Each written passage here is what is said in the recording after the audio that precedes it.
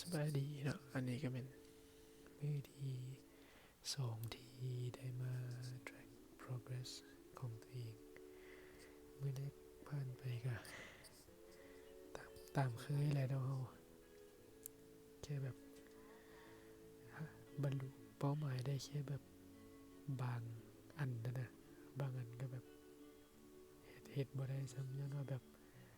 มีโทรศัพท์เป็น distraction นะเขาก็เลยรู้สึกว่าแบบแล้วเขาสิเฮ็ดจังไดวะคันสมมุติหากับมือแรกนะแล้วเขาก็ยังแบบให้ accomplish เป้าหมายก็ยังบ่ได้ครบละก็มีแต่เข้ามือที่สองเขาก็ได้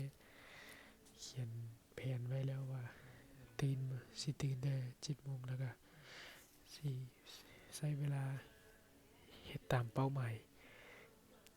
หลังจากตื่นมาย้อนว่ามันเป็นสิ่งที่สำคัญที่สุดของมือนั้น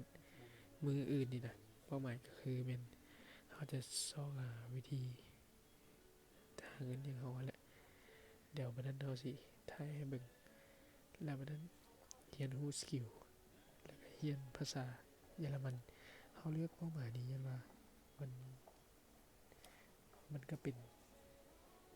ก้าวหนึ่งที่สิพาเขาไปสู่เป้าหมายใหญ่ของเขานะอันนี้เป็นเป้าหมายน้อยที่เขาต้องเฮ็ดแต่ละมือแล้วเพื่อที่จะ